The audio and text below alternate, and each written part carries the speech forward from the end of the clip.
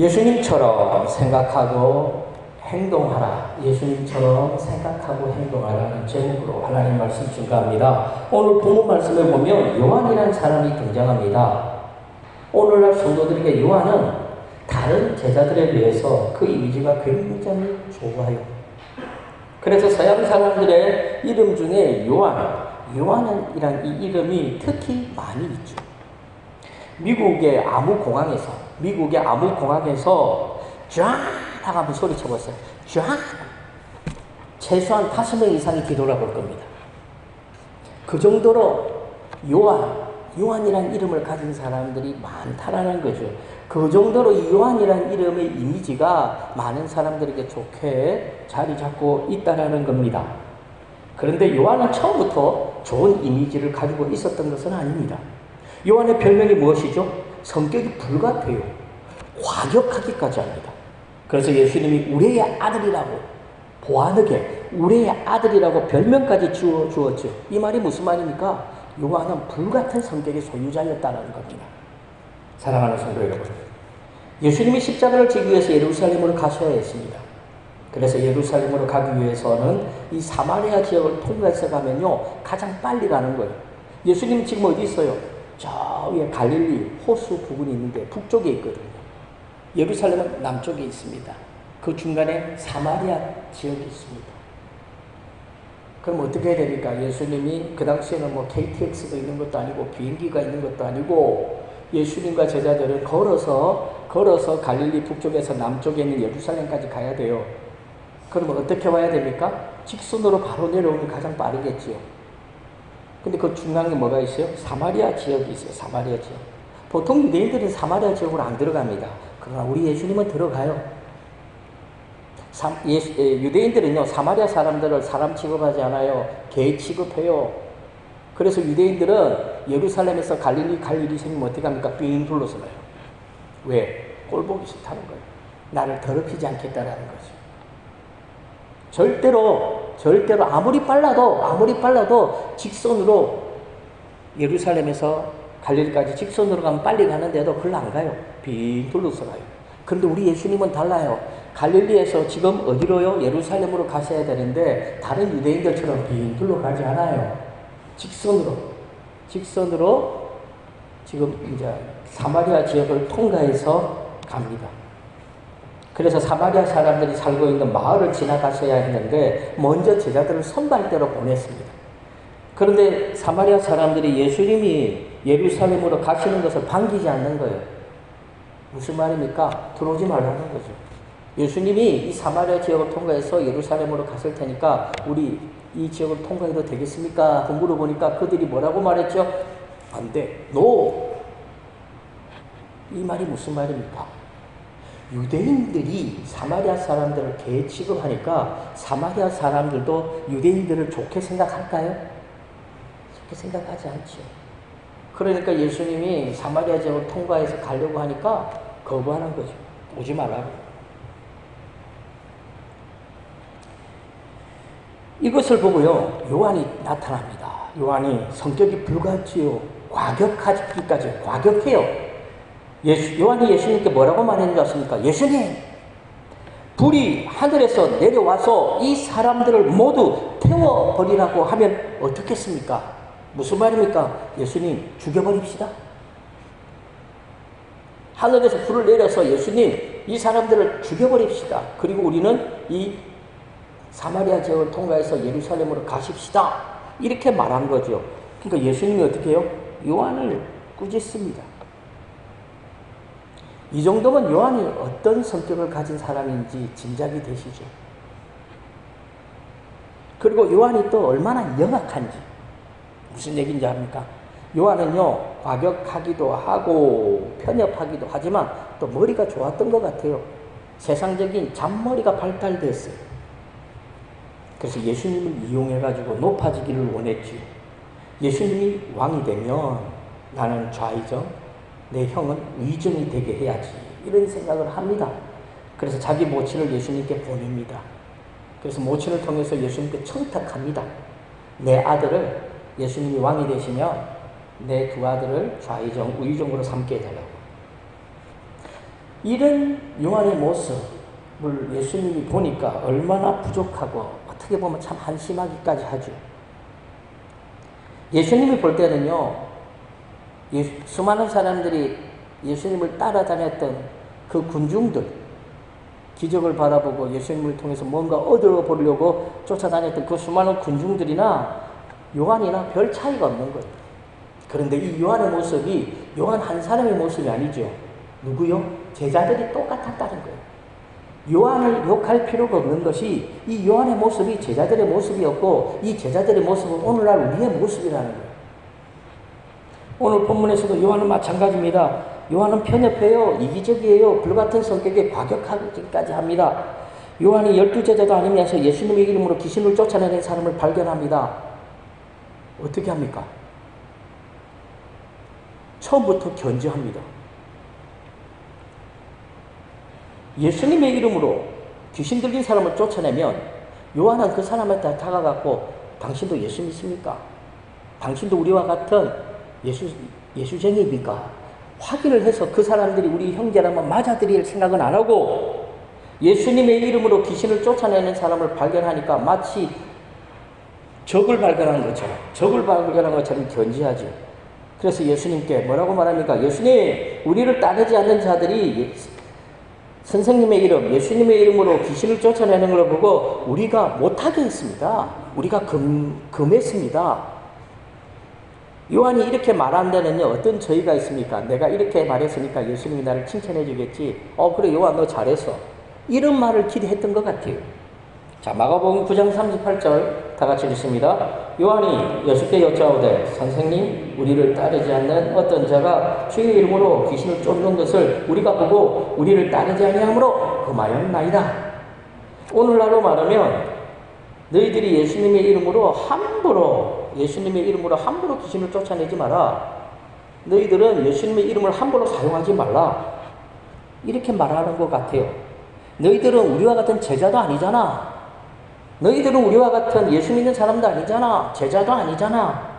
그런데 제자도 아닌 너희들이 예수의 이름으로 사용해가지고 귀신을 쫓아낸다는 것은 말도 안 된다. 앞으로는 예수님의 이름을 이용해서 귀신을 쫓아내지 말라. 자기 마음대로 요한이 이렇게 판단하고 결정을 내리죠.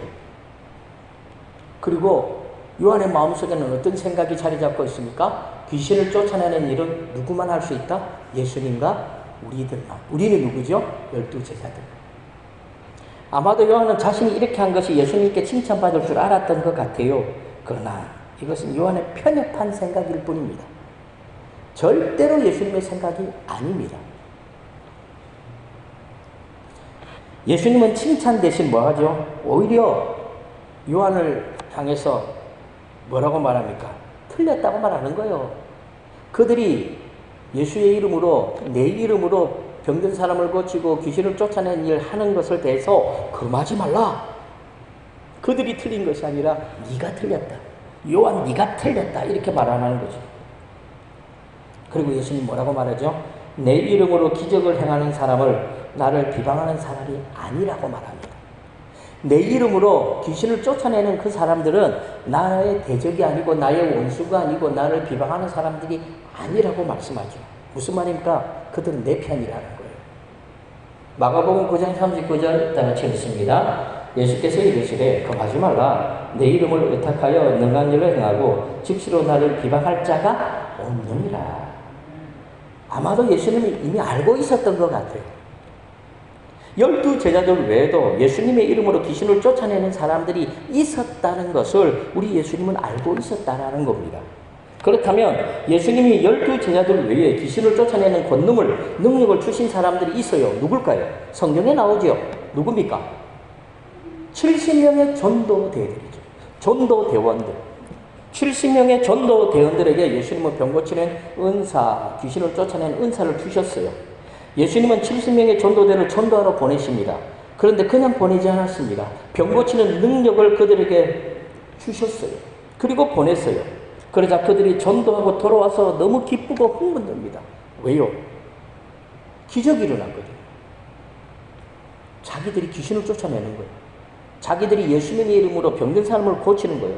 뭐라고 말합니까? 주여, 우리가 주의 이름으로 병도 고쳤을 뿐만 아니라 귀신까지 우리가 쫓아냈습니다. 예수님, 너무 기뻐가지고 흥분돼서 예수님께 말을 합니다. 누가복음 10장 17절 다 같이 읽습니다. 70인이 기뻐하며 돌아와 이르되 주여, 주의 이름으로 귀신들도 우리에게 항복하더이다. 그러므로 요한이 말한 사람들은 예수님이 따로 세웠던 70명의 전도대를 말하고 있다라는 겁니다.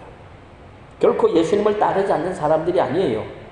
예수님을 따르지 않는다고 결정은 누가 내렸습니까? 요한이 내린 거예요. 그렇다면 요한은 왜 이런 말을 했을까요? 요한은 온통 예수님이 예루살렘에 가시면 왕이 되고 그러면 자신들은 좌의정 우의정이 되어야겠다는 그 생각밖에 없었어요. 예수님 빨리 예루살렘에 가셔야 되고 자기들은 높은 자리에 올라야겠다 이 생각밖에 없었어요. 그런데 70명의 전도대가 자기들과 같이 병도 고치고 귀신을 쫓아낸다고 생각하니까 염려가 되겠습니까? 안 되겠습니까? 요한에게 70명의 전도대들이 어떻게 보일까요? 경쟁자들로 보이겠죠. 요한의 생각처럼 예수님이 정말로 예루살렘에서 왕이 된다면 이 70명의 전도들도 자기들과 똑같이 귀신을 쫓아내고 병을 고치네? 요한의 생각으로 볼 때는 야, 이 사람들은 내보다 더 높은 자리에 가면 어떻게 하지? 이런 마음이 생긴다라는 거예요. 성도님들도 잘 아시다시피 야고보와 요한이 자기 모친까지 대동해가지고 예수님의 우편과 좌편에 앉게 해달라고 예수님에게 청탁하잖아요. 얼마나 영악합니까? 자기가 직접 하는 것보다 자기 모친을 통해서 하면, 나이든 모친을 통해서 하면 예수님이 거절할 수 없을 것이라는 아주 얄팍하고 영악한 생각을 가지고 예수님에게 청탁하죠. 그런데 더 가관인 것은 다른 제자들이 그 소리를 듣고 분을 냅니다. 그리고 자기들끼리 서로 다투기까지 합니다. 이런 과정을 제자들이 겪어왔거든요. 그런데 난데없이 예수님의 이름으로 귀신을 쫓아내는 70명의 전도대까지 있다고 생각해 보십시오.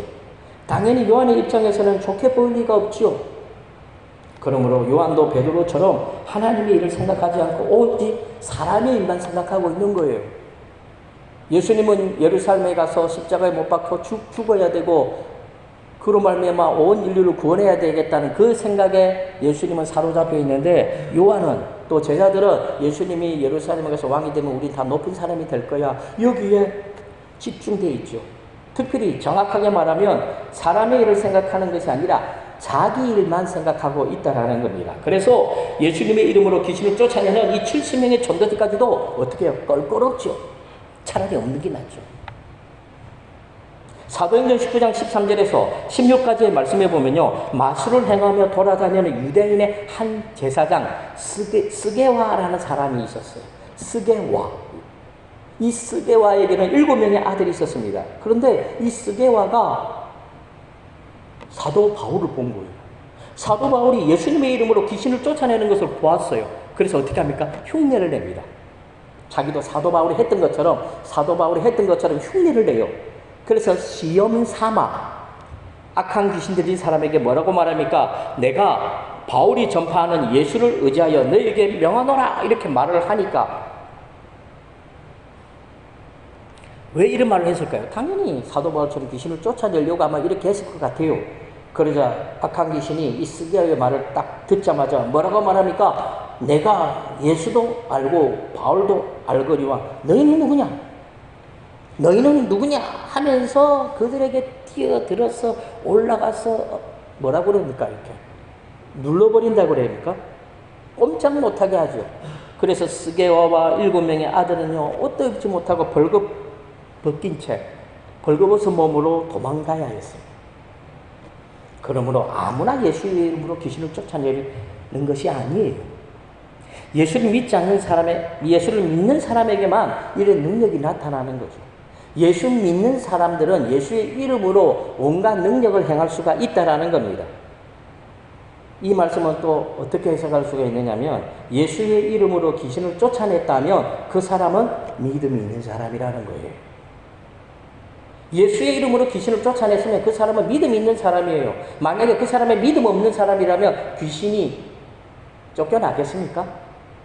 스게와와 그 7명의 아들을 망신을 주고 벗긴 채 도망가게 만든 것처럼 오늘날도 마찬가지예요. 믿음 없는 사람들이 함부로 예수의 이름으로 엉뚱한 행동을 하면 귀신들이 아마 그 사람을 가만 안 둘 거예요. 그런데 예수의 이름으로 귀신을 쫓아냈다면 그 사람은 예수 믿는 사람입니다. 그 사람은 예수님을 따르는 사람이라고요. 요한이 보니까 어떤 사람이 예수의 이름으로 귀신을 쫓아냈습니다. 그러면 이 사람은 어떤 사람이라고요? 예수님을 따르는 사람이에요. 그런데 요한은 자기 마음대로 시기하는 마음으로 그들은 우리를 따르는 사람이 아니라고 자기 마음대로 결정해버리죠.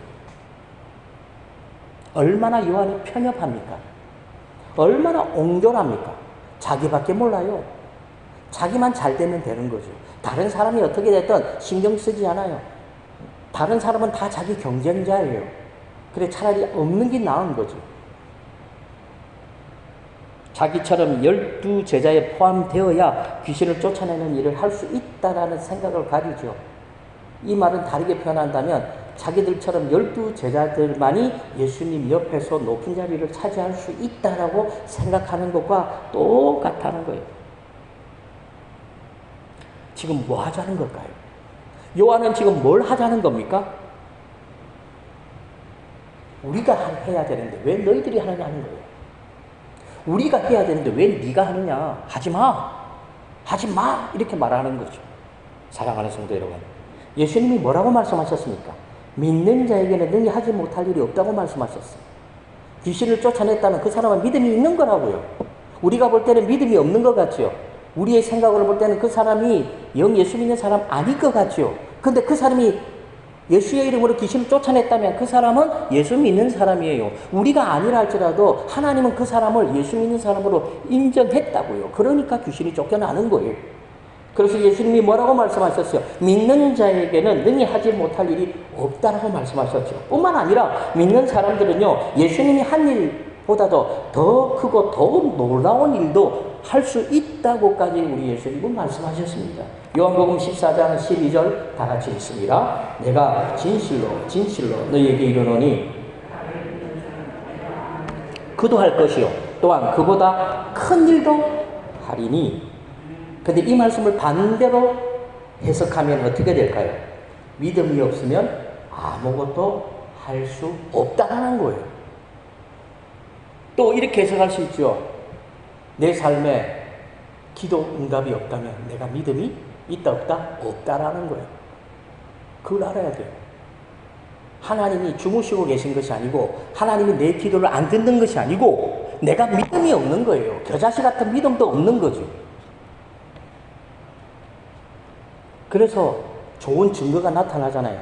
예수님이 변화산에서 내려와 보니까 제자들이 귀신 들린 아들에게서 귀신을 쫓아내지 못하는 일이 발생합니다. 왜 못 쫓아냈을까요? 제자들에게 뭐가 없다고요? 믿음이 없었어요. 그럼 예전에는 쫓아냈잖아요. 그럼 그때는 어떻게 쫓아냈죠? 그때는 믿음이 있었어요. 야, 그럼 우리가 여기서 새로운 사실을 발견할 수 있죠. 우리가 10대 때는 성령 충만하고 믿음이 충만했다고 할지라도 20대가 되었을 때는 그 믿음을 다 잃어버릴 수도 있다는 얘기예요. 성령 충만 한 번 받으면 영원토록 그 성령 충만이 지속되는 것이 아니라는 거예요. 마치 우리가 자동차에 기름을 만땅으로 넣으면 이 한 번 만땅 넣은 기름은 영원토록 계속 만땅인 채로 유지됩니까? 아니잖아요. 시간이 지나면 쪽쪽쪽 줄다가 나중에는 다시 넣어야 돼요. 빈통이 돼요. 빈통이 되면 어떻게 돼요? 엔진을 걸면 시동이 안 걸려요. 지금 제자들은 시동이 안 걸리는 거죠. 시동이 안 걸리니까 귀신을 못 쫓아내는 거예요. 그러면 뭐가 없어요? 기름이 없어요. 믿음이 없다는 얘기입니다. 귀신을 쫓아냈다는 말은 믿음이 있다는 얘기고 귀신을 쫓아내지 못했다는 말은 믿음이 없다는 얘기예요. 그래서 제자들이 귀신 들린 아들에게서 귀신을 쫓아내지 못했다는 사실은 제자들에게 믿음이 없다는 거죠. 스게와와 7명의 아들들이 귀신에게 능력을 당하고 벌거벗긴 몸으로 도망간 이유도 뭘까요? 그들에게 믿음이 없었기 때문에 그래요. 만약에 스게와와 그 7명의 아들 중에서 누구 한 사람이라도 겨자씨 같은 믿음만 있어도 귀신이 함부로 할 수 없었겠죠. 그러므로 교회 안에서 요한처럼 편협하게 생각하면 안 돼요. 하나님의 축복은 다 내 거가 아니라고요. 하나님의 은혜는 다 내 거가 아니에요. 어떻게 해야 되죠? 쓰고 빌려줘야 돼요. 움켜쥐지 마세요. 쓰고 나누어 주세요. 그러면 어떻게 해요? 또 생겨요. 예수님의 기적은요, 신기합니다. 오병이어를 나만 딱 먹었다고 생각해 봅시다. 그러면 그 순간 없어지는 거죠. 근데 예수님께 갖다 드리면 예수님이 축사하는 순간 그 오병이어는 장정만 5,000명을 먹이고도 12강주를 남기는 거예요. 그러므로 교회 안에서 우리는 요한처럼 생각하면 안 돼요. 요한처럼 옹졸하게, 편협하게, 영악하게 이렇게 생각하면 안 됩니다. 성도들끼리 절대로 좋은 관계를 이루어 갈 수가 없어요. 매일 싸웁니다. 그런 교회는요. 매일 분쟁이 일어나죠. 오늘날 직장인들이 회사를 그만두는 가장 큰 요인 중에 하나가 뭔지 압니까? 바로 회사에 요한과 같이 편협한 생각을 가진 사람이 있기 때문에 그래요. 편협하고 옹졸하고 과격한 상사 한 사람이 있으면요, 그 밑에 있는 수하 직원들은요, 직장 생활하기 힘들어요. 아무리 월급을 많이 줘도 이 직장 생활하는 게 심하게 표현하면 지옥이에요. 그렇다면 좋은 관계를 이루려면 어떻게 해야 되죠? 좋은 관계, 좋은 사람을 만나면 좋은 관계를 이루지 않겠습니까? 아닙니다. 사람은요, 아무리 좋은 사람도 안 좋을 때가 있거든요. 좋은 관계를 이루려면 두 사람 중에 한 사람이 희생할 수 있어야 돼요. 양보할 수 있어야 돼요. 그러면 좋은 관계가 이루어져요. 물론 두 사람 다 희생할 수 있고 양보할 수 있다면 그것처럼 좋을 수가 없겠지만 그건 불가능하거든요. 그러므로 요한도 자신의 그 자기 중심적이고 편약한 생각을 내려놓고 조금만 양보하고 조금만 희생했다면 결코 예수님의 이름으로 귀신을 쫓아내는 사람을 금하거나 견제하지 않았을 겁니다. 인간관계 중에서 가장 좋은 관계는 어떤 관계죠? 이 세상에서 사람들과의 관계 중에서 가장 좋은 관계는요, 부모와 자식과의 관계예요. 이 세상에서 부모와 자식과의 관계보다 좋은 관계는 제가 알기로는 없는 것 같아요. 그렇다면 왜 부모와 자식과의 관계가 좋은 관계가 되죠? 부모가 자식을 위해서 양보하기 때문에 그래요. 부모가 자식을 위해서 희생하기 때문에 좋은 관계가 이루어지는 겁니다.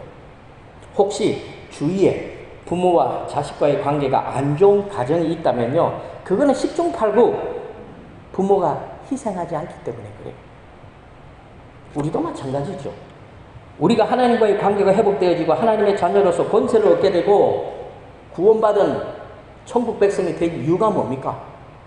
예수님의 희생이 있었기 때문입니다. 예수님이 희생하지 않았다면 우리는 지옥에 갑니다.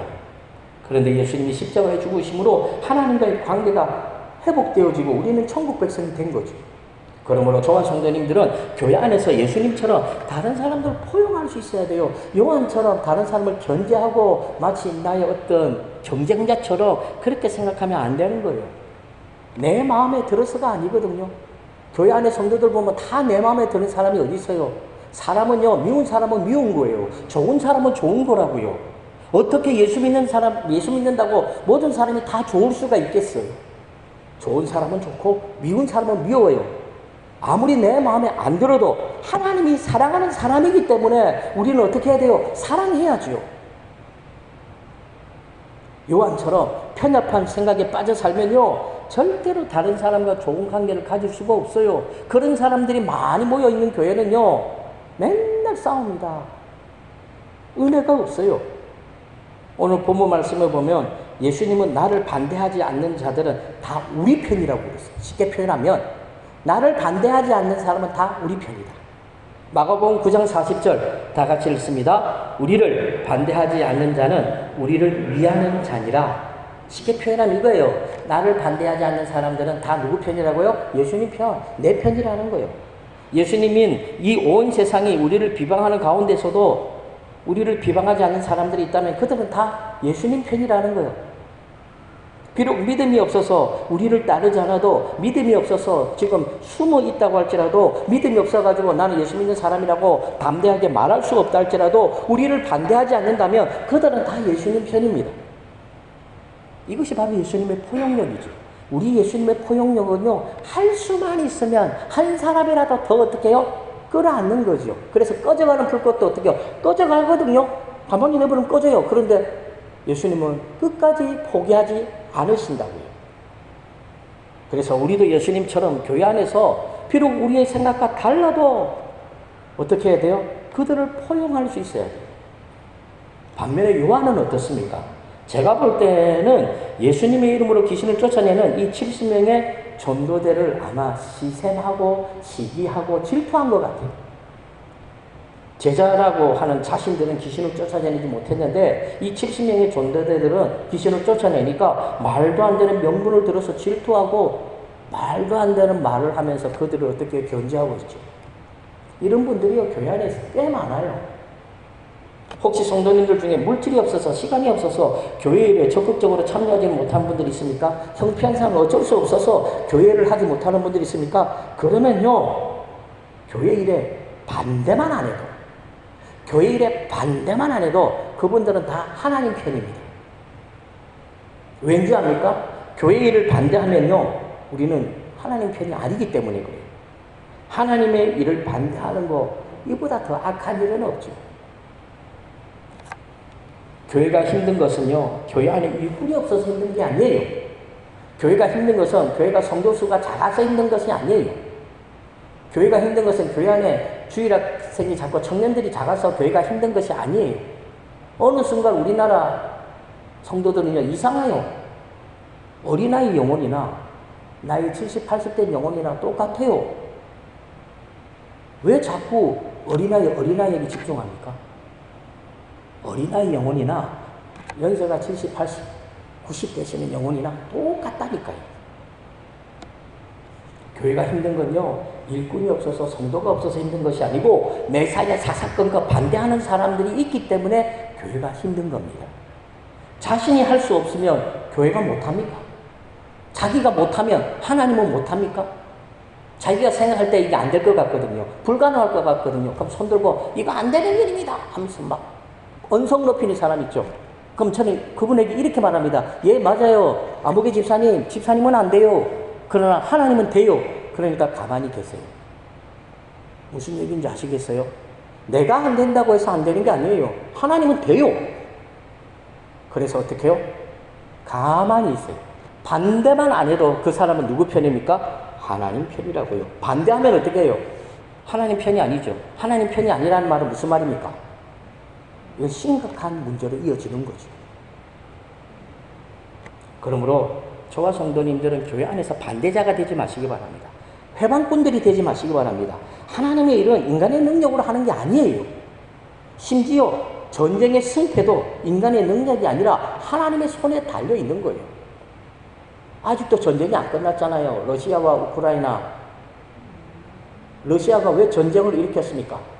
자기들은 자신했어요. 왜요? 일주일 안에 우리는 우크라이나를 어떻게 한다고요? 딱 점령할 수 있다. 확실했다고요. 근데 어떻게 됐죠? 아직도 안 끝났어요.